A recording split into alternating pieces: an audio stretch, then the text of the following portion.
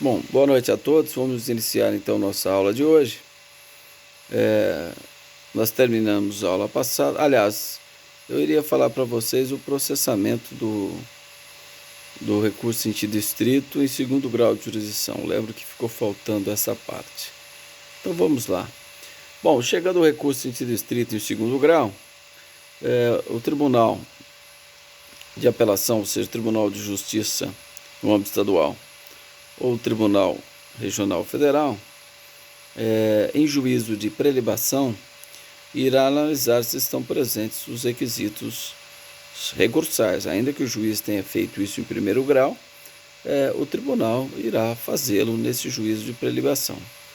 Ultrapassado esse juízo de prelibação, significa que inicialmente o recurso foi conhecido pelo relator, ou seja, ele não foi indeferido liminarmente.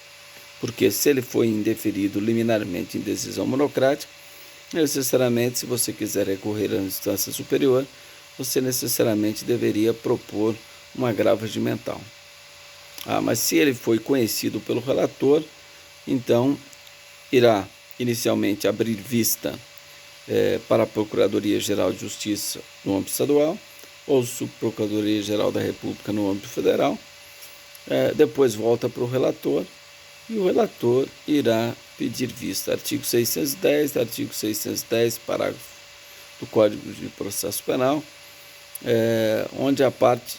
Pois não. Mas não deve ser o meu microfone, não, que eu tava dando aula normal hoje de manhã, viu? Pessoal, tá me cortando. Vou tentar verificar aqui. Vamos ver. Estão me ouvindo agora? Estão me ouvindo melhor? Mas eu não sei, porque eu dei aula de manhã, estava normal. Conseguem me ouvir ou ainda está cortando?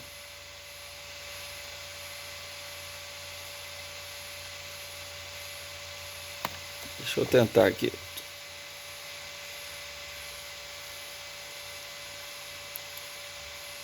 Então, vamos lá. E agora, vocês conseguem me ouvir direto? Está ouvindo ou não? Ou ainda continua cortando?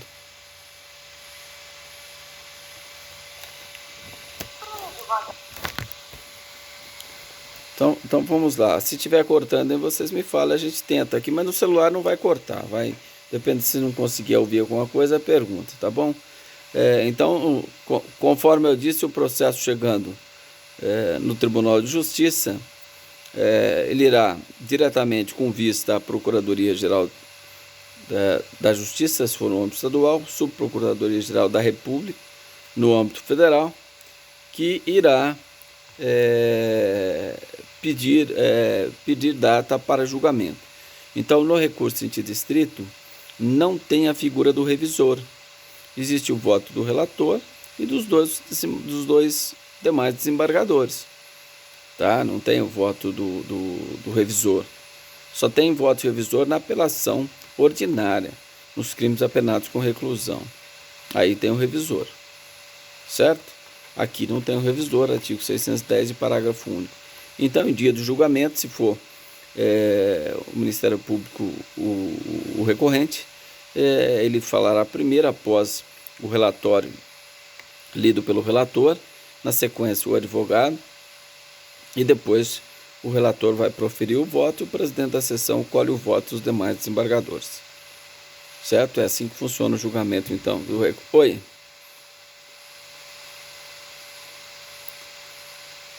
Só... Quem mais, pessoal? Está cortando também? Quem mais poderia manifestar se está cortando? Então eu acredito, porque eu estou aqui eu não estou em Ribeirão, tá? Estou falando aqui da zona rural, tá? Então, talvez seja por isso, devido, não ao microfone, mas à internet, talvez que não estaria legal. Mas vocês conseguem me ouvir ou não?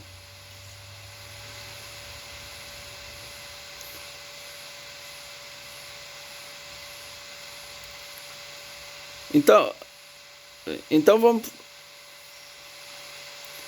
vamos fazer o seguinte, o que vocês preferem? Eu continuo gravando essa aula no celular e disponibilizo depois essa aula no YouTube para vocês, para não ter esse problema, porque realmente eu estou aqui, estou a 14 quilômetros da cidade, aqui na Serra da Canastra. Eu acredito que a internet, talvez, como o tempo está fechado aqui, pode ter dado uma instabilidade na internet. Pode ser? Vocês preferem assim? Pois não.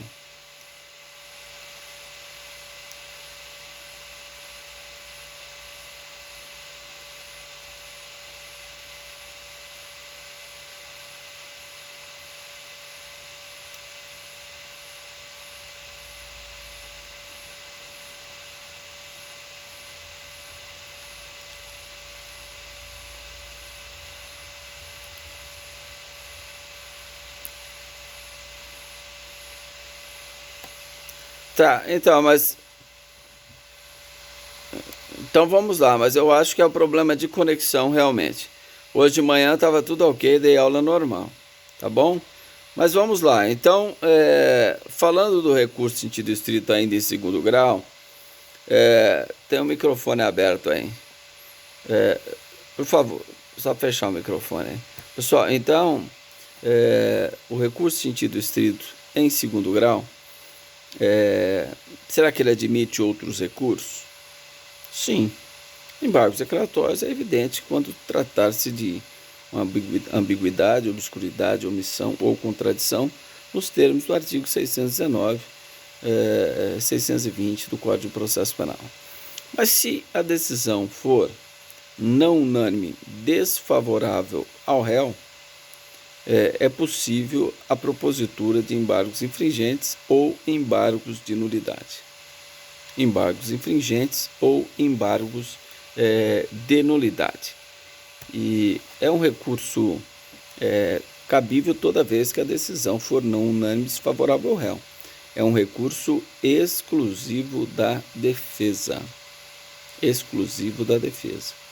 O Ministério Público não tem legitimidade para propor embargos infringentes ou de nulidade.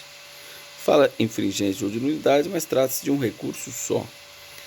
Infringente quando você discute o mérito, a decisão não unânime desfavorável ao réu, envolve mérito, e de nulidade quando você está discutindo questões processuais, em preliminares, certo? Aí você fala de embargo de nulidade se for não unânime desfavorável ao réu essa parte objeto da questão processual.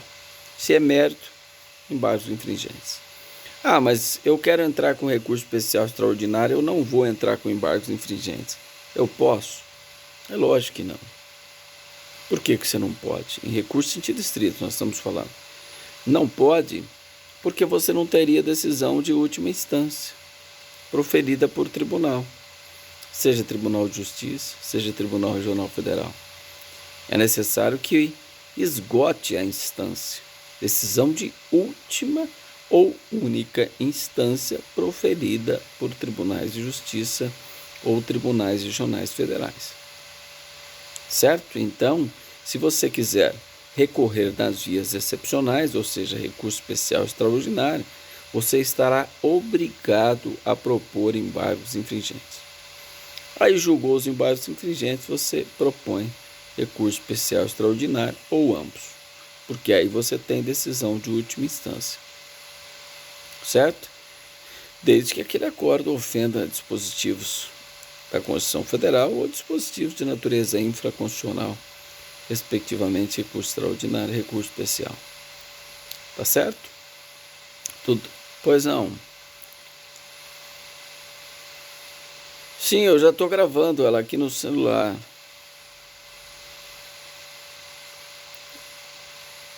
Então, não tem problema. Eu vou... Tá. Eu já... É até bom que não interrompe aqui. Eu já vou direto aqui. Vocês sabem que eu olho sempre à esquerda aqui, porque eu olho para a câmera do celular, que fica melhor depois lá no YouTube, tá bom? Então eu vou continuar, já terminamos o recurso sentido estrito. Quem tiver alguma pergunta, anote na próxima aula e a gente tira essa dúvida, ok? Então tá bom então. Vamos lá, então vamos falar do recurso de apelação, que é um recurso de extrema importância, um recurso de larga utilização no direito processual penal. Então esse é um recurso realmente que a gente, todo momento você está propondo recurso de apelação, tá? Então só a parte histórica, né? Ele remonta do direito romano, né? Que a decisão final concentrava nas mãos do imperador. Então, apelação vem do latim appelatio, né? Dirigir a palavra a alguém. Então, o sujeito dirigia-se até o imperador para ver se a decisão poderia ser reformada, ser revista. E depois, no próprio império, foi dividindo essas funções em órgãos fracionários, e aí esse recurso passou a se chamar recurso hierárquico, né? Mas hoje nós temos aí no nossa legislação o recurso de apelação, que, repito, é de origem do direito romano, tá? Então, na essência, dirigir a palavra a alguém, isso seria appelatio do latim, tá? Mas se nós definirmos apelação, nós podemos dizer que trata-se de um meio processual que a lei faculta à parte ou impõe ao julgador, né, para se dirigir até o juízo ad quem, com a finalidade de reformar ou confirmar uma decisão de primeiro grau, ou seja, uma decisão definitiva de condenação ou de absolvição, ou uma decisão com força de definitiva, tá? Ou também uma decisão proferida pelo tribunal do júri, né? Decisão proferida do tribunal do júri, respectivamente, com fundamentos no artigo 593, inciso 1, 593, inciso 2 e 593, inciso 3º, letra A, B e C do Código de Processo Penal, né? Então vamos iniciar esse estudo falando desta apelação, só para fazer um panorama geral. Então nós vamos estudar a apelação com fundamento no artigo 593, inciso 1. Então cabe apelação para a instância, né, superior, porque não cabe apelação de competência originária do tribunal. Por exemplo, um juiz foi condenado pelo Tribunal de Justiça, não cabe apelação, porque é competência originária do Tribunal de Justiça. Um prefeito foi condenado pelo Tribunal de Justiça, é competência originária, não cabe apelação. Só cabe apelação das decisões proferidas pelo juiz de primeiro grau. Então, conforme diz o artigo 593, inciso 1, das decisões de sentenças absolutórias ou condenatórias. Então, sentença absolutória e condenatória nós já estudamos. Sentença absolutória ela pode ser própria e pode ser imprópria, quando o juiz absolve e aplica medida de segurança, ou quando ele condena, né, julga procedente a pretensão acusatória, seja de natureza privada, seja de natureza pública. Então, nessas duas hipóteses, então não há nenhuma dúvida. De sentença condenatória, o recurso cabível é apelação. De sentença absolutória, o recurso cabível é apelação. Certo? Então, é muito importante, a partir de agora, vocês irem fixando essas questões. Por quê? Nós vamos estudar o artigo 593, inciso 2, que fala que cabe apelação das decisões definitivas ou com força de definitiva, né? Decisão definitiva ou com força de definitiva. Então, por exemplo, rejeitou a denúncia. Será que cabe apelação? Não. Por que não cabe apelação? Porque cabe rese. Então, se for uma decisão definitiva ou com força de definitiva, se estiver prevista no artigo 581, não cabe recurso de apelação. Por que não cabe? Porque cabe rese. O rés é especial em relação à apelação. A apelação é de natureza residual. Agora, se parte da decisão se recorra por sentido estrito e se for uma sentença condenatória ou uma sentença absolutória, jamais poderia pensar em rese, porque quando cabível a apelação, ainda que se parte da decisão se recorra através do recurso em sentido estrito, você não pode utilizar o rese. Tem que utilizar a apelação com fundamento no artigo 593, parágrafo 4º do Código de Processo Penal. Tá? Então, aquele exemplo tradicional que eu dei para vocês. O juiz nega a suspensão condicional da pena. Qual o recurso cabível? A resposta é: depende. Quem negou? Foi o juiz da execução? Foi, então cabe agravo à execução. Foi o juiz do processo de conhecimento? Foi. Quando que ele nega a suspensão condicional da pena? Ele só pode negar num processo numa sentença condenatória. De sentença condenatória cabe apelação.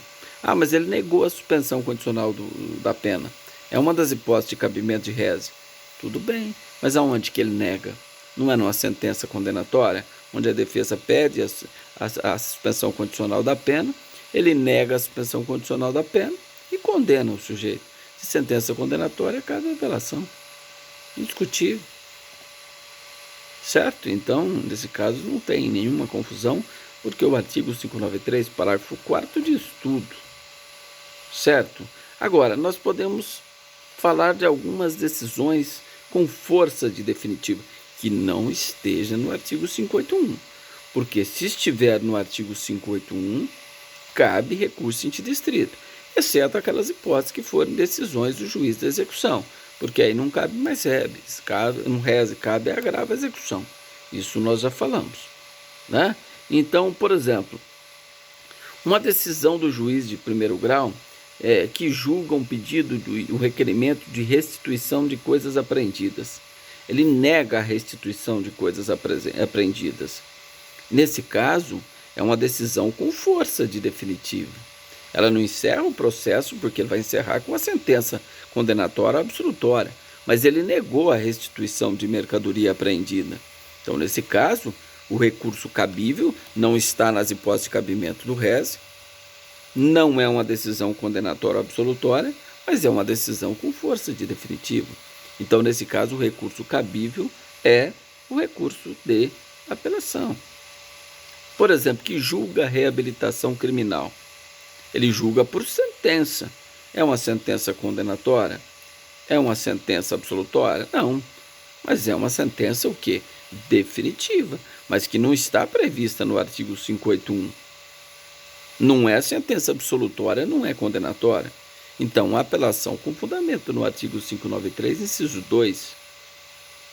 Certo? Outra hipótese é a decisão que julga pedido de explicações, lá nos termos do artigo 144, do Código Penal, que fala do pedido de explicações nos crimes de ação penal privada.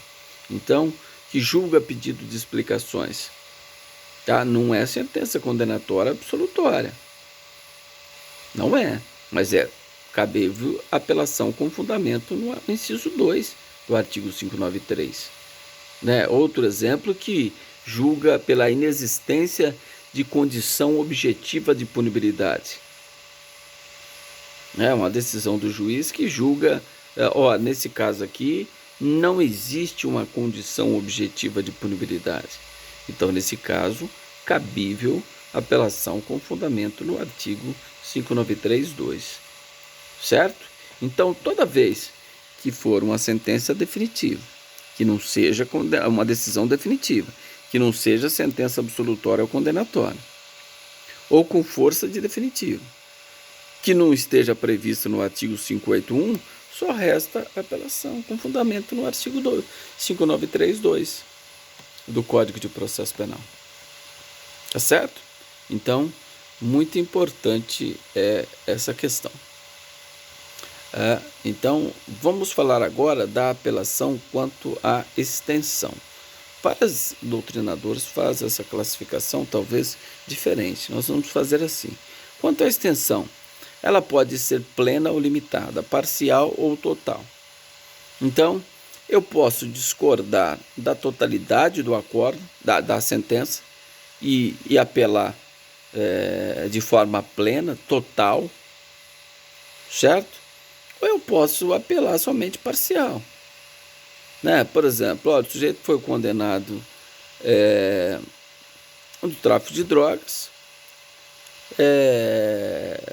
e absolvido na associação, aliás, e condenado na associação criminosa. Né?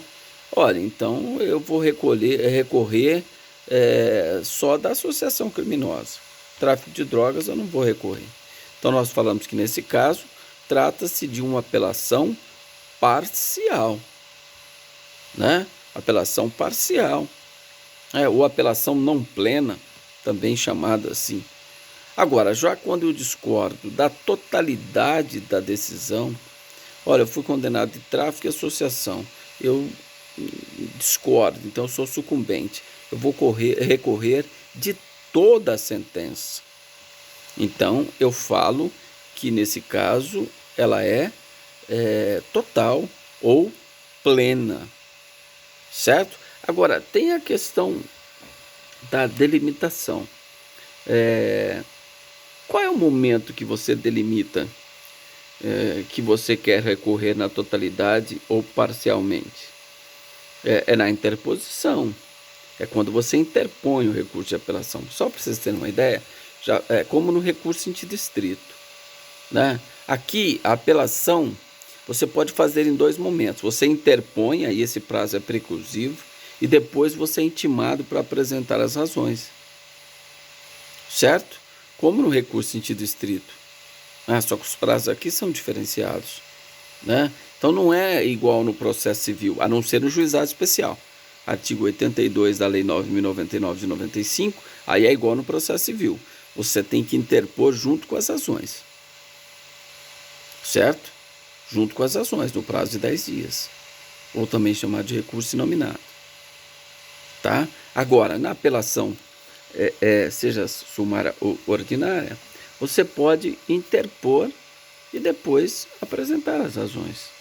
Então, qual é o momento de você delimitar se você está apelando da totalidade do julgado ou parcialmente do julgado? Então, entende-se que o exato momento que você tem que delimitar a sua apelação é na interposição. Agora, há entendimento, só um minutinho, pessoal, que saiu aqui da tela aqui.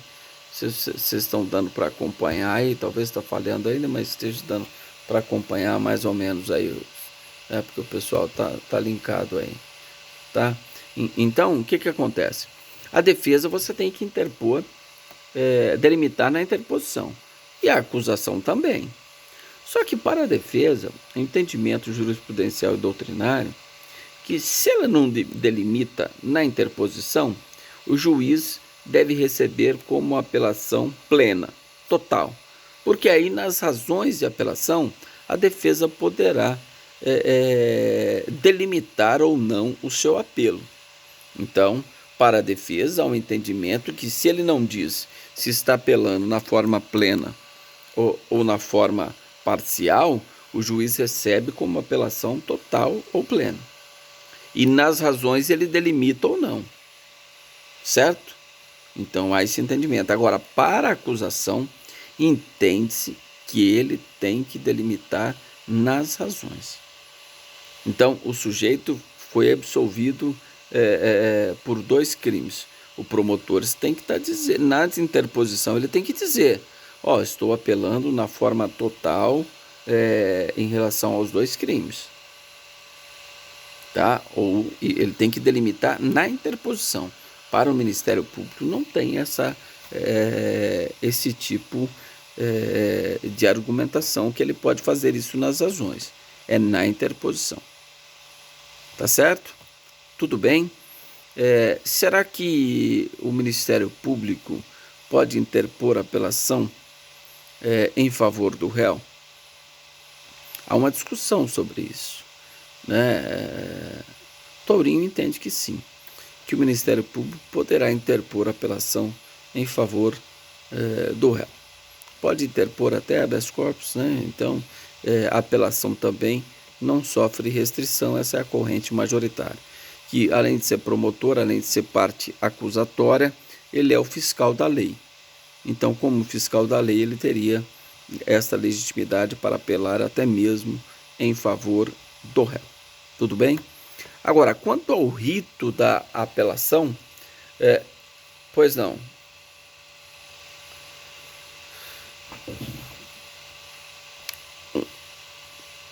Não prevalece, não. Mas é assim, sim, mas é relevante porque vários doutrinadores citam o tourinho nas suas obras. Então, por isso que a gente faz referência também, tá certo? Então, vamos lá. Quanto ao rito da apelação, como o rito processual da apelação em primeiro grau, é o seguinte: ela pode ser ordinária e ela pode ser sumária, né? Ela será sumária quando os crimes forem apenados com detenção, artigo 610 do Código de Processo Penal. Então, nós falamos que, nesse caso, a apelação ela é sumária. E será ordinária quando os crimes forem apenados com reclusão, artigo 613 do Código de Processo Penal, que fala do processamento da apelação e do recurso em sentido estrito, certo? Então, quanto ao rito, a apelação pode ser ordinária ou pode ser sumária, tá? Sumária, crimes apenados. Nos crimes apenados com detenção, e será ordinária nos crimes apenados com reclusão. Aí ela será apelação ordinária, tá? Essa é a terminologia.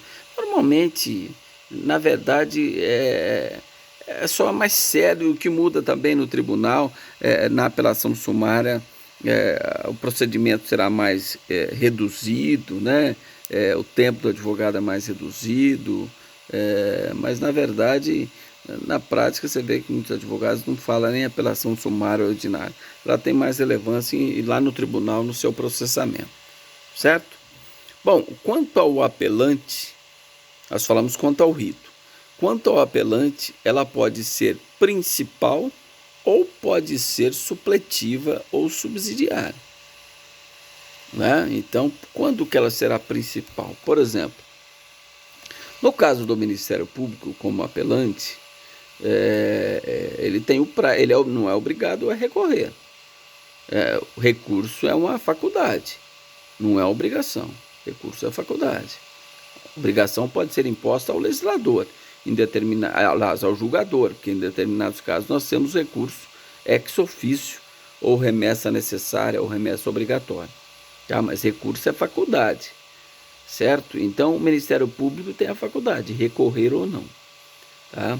Se ele não recorrer no prazo legal, ainda que seja nos crimes de competência do tribunal do júri ou competência do juiz singular, nos termos do artigo 598 do Código de Processo Penal, as pessoas enumeradas no artigo 31, ou seja, cônjuge, ascendente, descendente ou irmão nessa ordem, os mais próximos excluindo os mais remotos, podem interpor a apelação supletiva no prazo de 15 dias, como diz o Código de Processo Penal.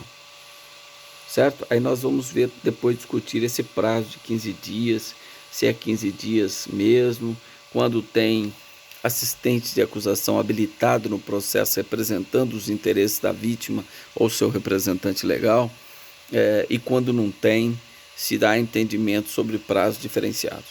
Quando a gente for falar em prazo, a gente vai falar sobre a apelação supletiva, tá? Mas, via regra geral, o artigo 598 fala de 15 dias para a apelação supletiva, tá? Então, quanto ao apelante, ela pode ser principal ou supletiva, certo? Tudo bem? E quanto à oportunidade, essa é uma classificação importante, os recursos podem ser voluntários, que eu acabei de falar, né?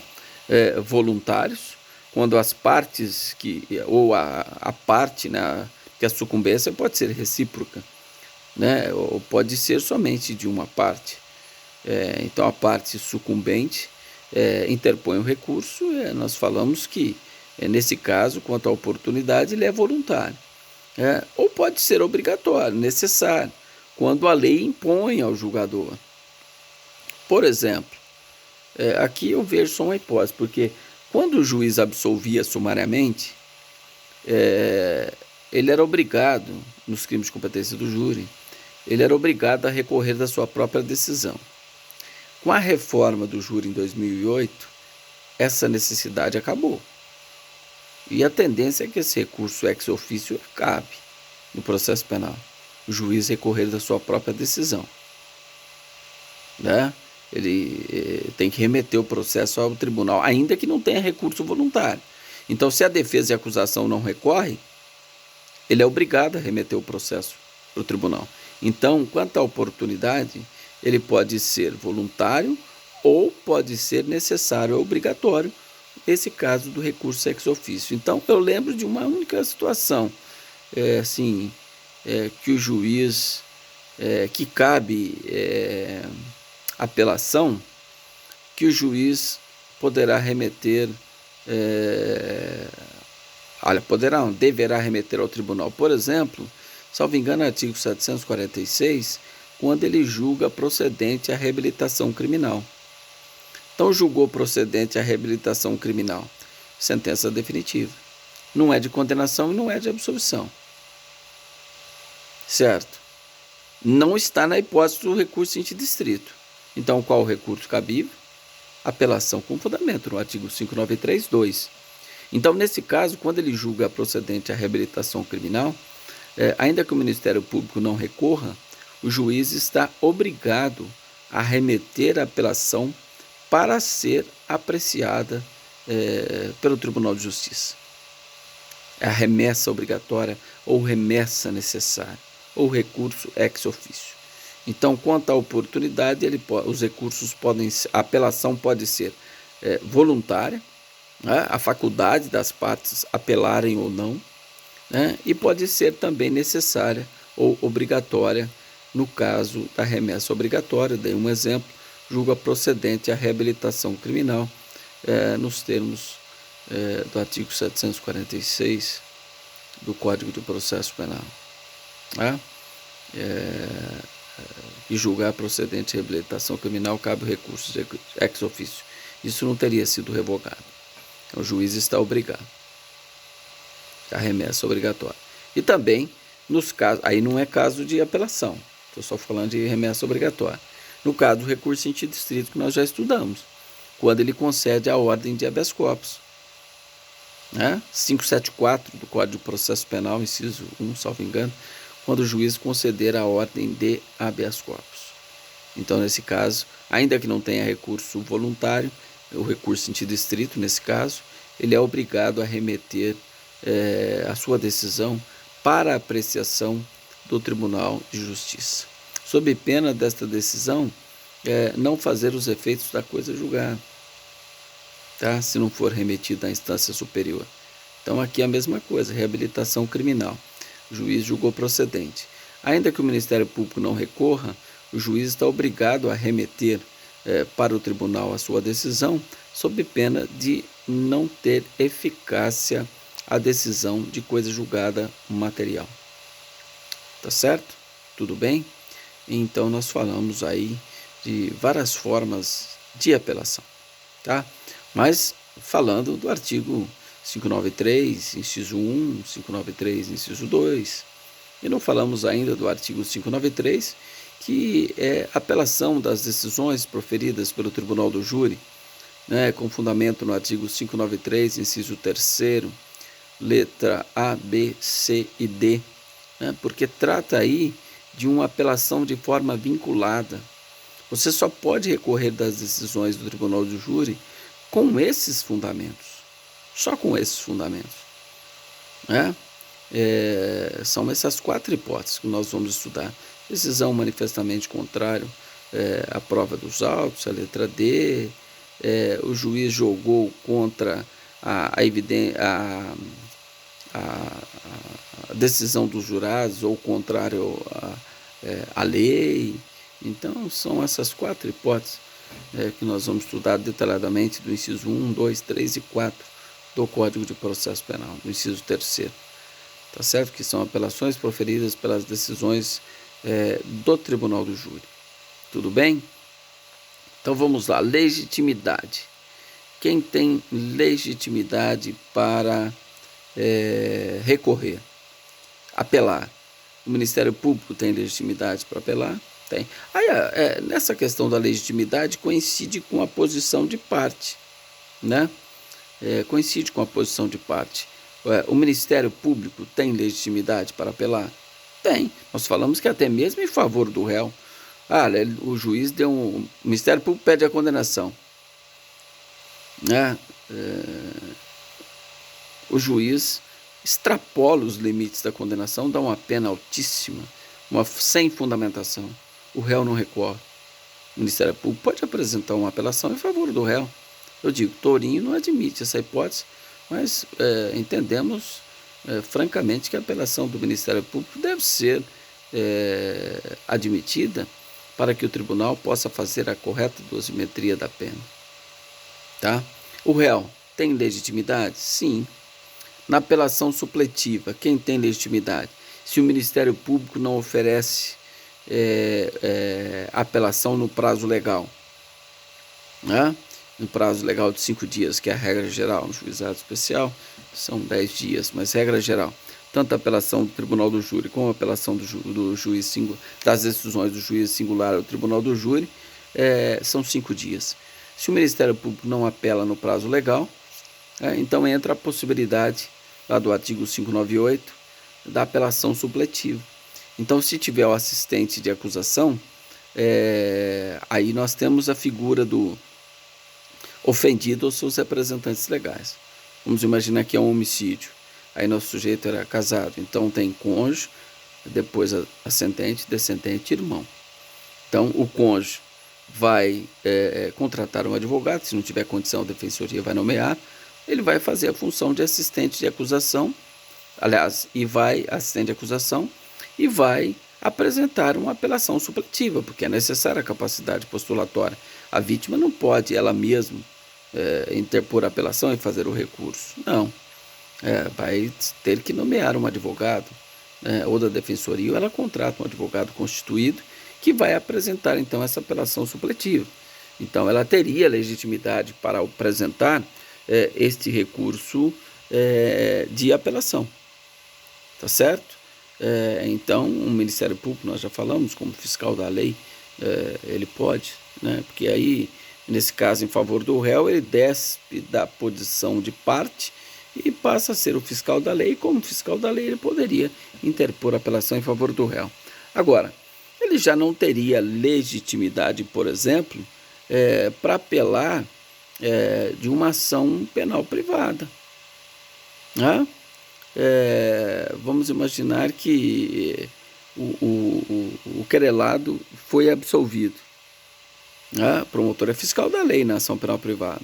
Ele fala, não, eu vou fazer uma apelação, porque eu acho que essa absolvição foi injusta, foi indevida. Ele não pode. Por que que não pode? Porque na ação penal privada vige o princípio da disponibilidade. O querelante pode simplesmente abandonar aquele processo. Não quero apelar, não. Eu quero abandonar esse processo. Eu quero até perdoar o sujeito. Então, por esse princípio da disponibilidade, o Ministério Público não tem legitimidade para apelar de sentença, de ação penal privada, de sentença absolutória de ação penal privada. Ele não tem legitimidade para apelar. Certo? Tudo bem, porque ele funciona como fiscal da lei, mas nesse caso não teria legitimidade, porque vige o princípio da disponibilidade.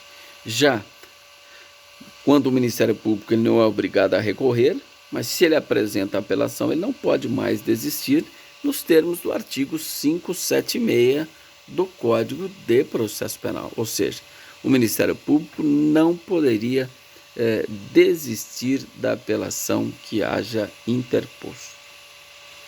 Certo? O Ministério Público não pode desistir do recurso que haja interposto.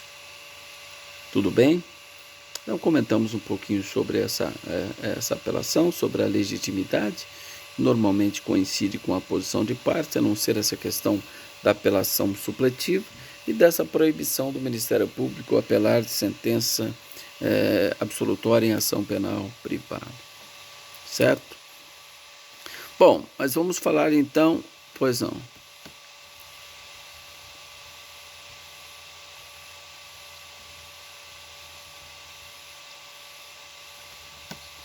Sim, absolutória, porque vejo o princípio da disponibilidade na ação penal privada. Diferentemente da indisponibilidade que vige na ação penal pública. O Ministério Público não pode desistir, por exemplo, do recurso que haja interposto. Não pode sequer desistir da ação penal que haja interposto, artigo 42.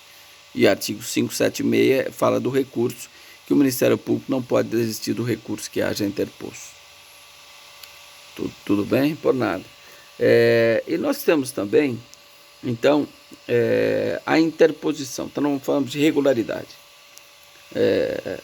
Então, eu já adiantei para vocês que vocês podem só interpor a apelação, dizendo, olha, excelência, eu vou interpor o recurso de apelação. Então, de que forma que você pode fazer? Você pode interpor a apelação por petição, no prazo de 5 dias, e é prazo processual, né? Aplica-se o artigo 798, parágrafo 1º, ou seja, exclui-se o dia inicial no cômputo do prazo, né? Artigo 798, parágrafo 1º do Código de Processo Penal, são 5 dias para você interpor. E você pode fazer, então, por petição, ou você pode fazer por termo nos autos. Então, está tendo uma audiência, o juiz dá uma sentença em audiência, ou no júri, está tendo um júri, o juiz profere a sentença em plenário. Você fala, excelência, pela ordem, estou interpondo o recurso de apelação. Ele vai falar para o escrevente, consta aí no termo de audiência que pela defesa foi dito que estava interpondo a apelação com fundamento no artigo 593, inciso 1, 2 ou 3 do Código de Processo Penal. Certo? Então, isso é interposição por termo. Você faz oralmente e será reduzido a termo a sua interposição. Então, quanto à regularidade, eu posso interpor a apelação tanto por petição ou por termo. Essa petição pode ser eletrônica, pode ser, se o processo for físico, pode ser por fax, Lei 9.899, né? Então, várias formas de você fazer a apelação. Pois não.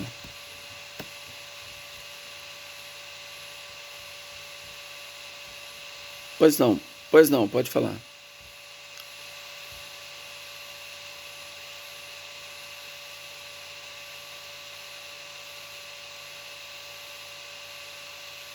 Não, será reduzida a termo, você já apelou, já está garantido o seu apelo.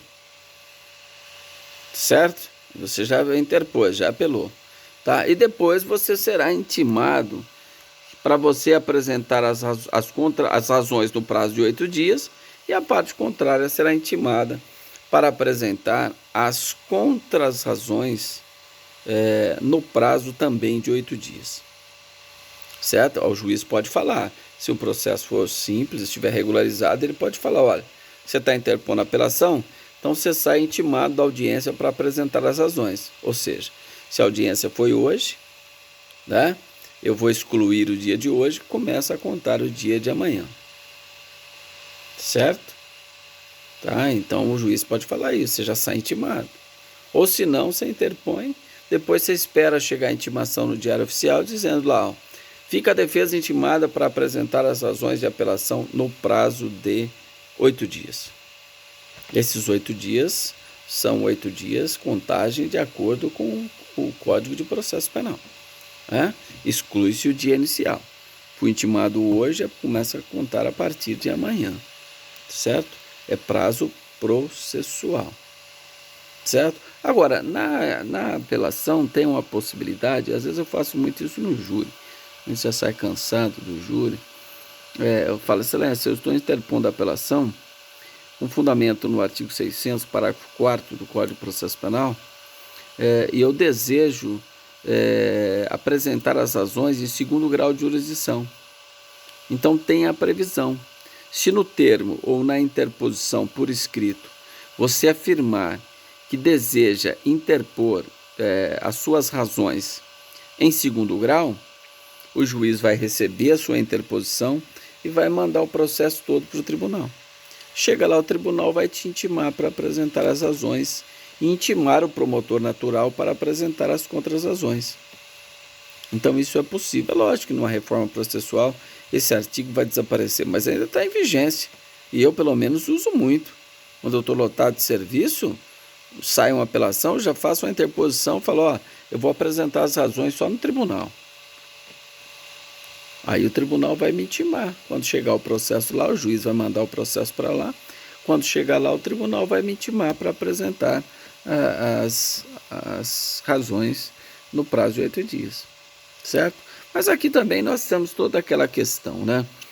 Ocorrendo a divergência entre a vontade do apelante e a vontade do seu defensor, então, havendo essa divergência, vai prevalecer o quê? Já falamos isso desde a teoria geral dos recursos. Vai prevalecer sempre de quem tem a vontade técnica, de quem tem o interesse, o conhecimento técnico, ou seja, do advogado. Então, se o réu não quer apelar, o advogado quer apelar, entende que a apelação ela é devida para o caso concreto. Então, o juiz vai receber, porque o advogado tem um conhecimento técnico, ele sabe o que é melhor para o seu constituinte, que não tem o conhecimento técnico. Isso em termos jurisprudencial. O juiz vai receber o recurso e o recurso será processado. Tá? Mas a doutrina tem outro posicionamento. A doutrina diz o seguinte: quem pode o mais, pode o menos. Se o advogado pode até revogar os poderes outorgados ao seu constituinte, que dirá que seja respeitada a sua vontade. Qual que é a sua vontade? E não recorrer. Então, para a doutrina, deve prevalecer a vontade do réu. Por quê? Sobre essa alegação, quem pode o mais, pode o menos. O que seria o mais? Revogar os poderes outorgados ao advogado. Isso é o máximo que o réu poderia fazer. O mínimo, que a sua vontade seja respeitada. Então, quem pode o mais, pode o menos. Esse é o fundamento doutrinário. Mas não prevalece. Prevalece o fundamento jurisprudencial. O réu não quer apelar, o advogado quer apelar. O advogado apresenta apelação, divergindo contra a vontade do réu. O juiz é obrigado a receber. Por quê? O advogado tem o conhecimento técnico, o advogado sabe o que é melhor para ele. Só que na prática, o réu, por isso que a doutrina é bem fundamentada nesse sentido. Na prática, o réu resolve da mesma forma. Sabe o que ele faz? O juiz falou, não, o advogado apelou, ele tem o conhecimento técnico, eu vou receber. Ok, sabe o que o réu faz? Ele revoga os poderes conferidos ao advogado que apelou, contrata um novo advogado, e o advogado vem e desiste da apelação que o outro fez. Pronto, resolveu o problema. Então, a solução do problema está sempre na mão do réu. Não adianta o juiz falar, não, eu vou resolver porque o advogado tem um conhecimento técnico, ele sabe o que é melhor para o réu. Beleza, é o que entende a jurisprudência. O juiz está certo. Só que o réu resolve de outra forma. Ele vai lá, revoga os poderes conferidos àquele advogado que apelou, cuja apelação o juiz recebeu. O outro advogado faz uma petição desistindo da apelação, junto à procuração, e faz uma petição desistindo da apelação interposta. Então vai prevalecer de novo a vontade de quem? Do réu. Está vendo como tem como resolver isso? Por isso que a doutrina é bem fundamentada nesse sentido. Quem pode o mais, pode o menos. Mas não prevalece a questão jurisprudencial. Mas é importante que vocês saibam argumentar essas duas formas. Tá certo. E outra questão importante, o artigo 601 do Código de Processo Penal, salvo engano, estou sem nada aqui, e nem vou pedir para vocês acompanharem aí fazendo a leitura, porque está falhando aí esse microfone, então eu estou gravando direto aqui no celular para passar para vocês depois no YouTube. Eu acho que eu já tenho até essa aula gravada de apelação, quem quiser assistir vai direto lá, e acho que tem 140 vídeos aula no YouTube, e eu acho que essa aula de apelação já está até gravada. Então, mas vou disponibilizá-la também, porque sempre a gente fala uma coisa que talvez não falou no outro. O artigo 601 fala: com as razões ou sem elas, serão remetidas ao tribunal o recurso de apelação. Com as razões ou sem elas, artigo 601. Esse artigo 601, depois da Constituição de 88, ele não tem eficácia alguma. Então, vocês podem riscar esse artigo 601. Tem juiz que, infelizmente, teve não foi muito tempo atrás, não, coisa de uns 10 anos. Para o direito não é muito tempo, né? Eu falei no cartório, o juiz vai remeter para o tribunal. Falei, meu cliente preso. Falei para o diretor do cartório. Gente, depois da Constituição, isso não tem aplicabilidade nenhuma. Cadê o princípio da ampla defesa? Como você vai mandar uma apelação só com a interposição, sem as razões? Cadê a argumentação do réu, através da sua defesa técnica? Por que ele está apelando? Por que ele discorda da sentença? O diretor, não, o juiz falou que vai mandar. Mandou, sabia que ia acontecer. Chegou lá no tribunal, o tribunal mandou voltar para intimar o réu para apresentar as razões. Então, se o advogado constituído não apresenta as razões, o juiz não pode mandar para o tribunal. Senão o tribunal vai mandar voltar. Fere a garantia constitucional da ampla defesa. Tá? Se o réu tem advogado constituído e ele não apresenta, o réu não tem culpa de ter constituído um advogado que trabalhou mal. Ele escolheu mal, ele fez uma escolha mal. E ele não pode ser penalizado por isso. Então, se o juiz intimou o advogado constituído para apresentar as razões de apelação no prazo de 8 dias e ele não apresenta, primeiro, o juiz pode multá-lo.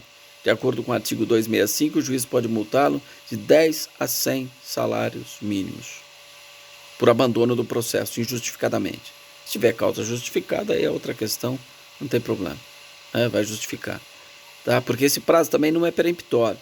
Peremptório é os 5 dias que você tem para apelar. Ou no juizado especial, 10 dias.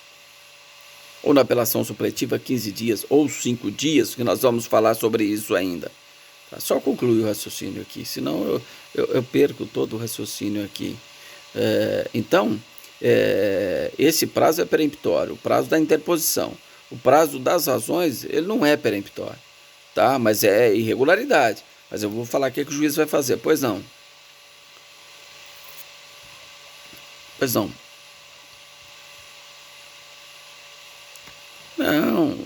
Não é que ele não foi, ele não, você estudou direito constitucional já, você já estudou direito, então você tem que saber disso. Ele não foi recepcionado pela Constituição Federal, ele é incompatível com a Constituição Federal, que a Constituição Federal garante a ampla defesa. A partir do momento que nós temos um artigo que ele é em descompasso com a Constituição Federal, significa que ele não foi recepcionado pela Constituição Federal. Portanto, ele é absolutamente inconstitucional. A Constituição revogou esse artigo tacitamente por ele ser absolutamente incompatível com a Constituição que garante a ampla defesa. É por esse motivo, ok? Tudo bem? Tranquilo? Então vamos lá, por nada. Então, nesse caso, o sujeito tem advogado constituído, não apresenta as razões de apelação no prazo de 8 dias. O réu não tem culpa do advogado que ele escolheu trabalhando mal. Então, o juiz, o que o juiz vai fazer? Pode multar o advogado. Isso ele pode.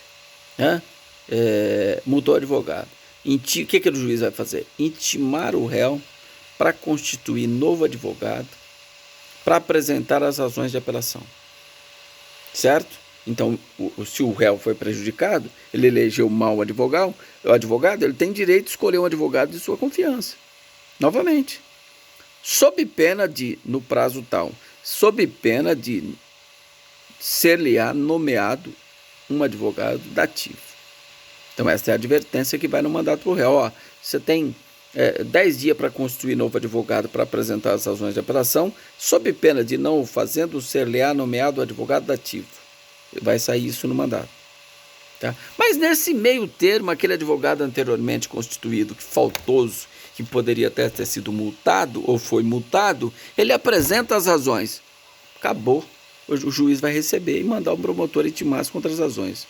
Ah, se já foi expedido o mandato para constituir novo advogado, não tem problema. Esse advogado já apresentou, ele não tem problema com o réu, está apresentado, acabou.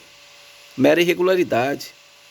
Se o advogado não foi multado, tudo bem, o processo, se ele foi multado, ele pede a retratação do juiz, justifica o motivo lá porque ele não apresentou e o juiz vai receber as razões de apelação. Então isso é mera irregularidade. 8 dias é mera irregularidade. Ninguém pode, não estou falando para vocês apresentarem fora de 8 dias, mas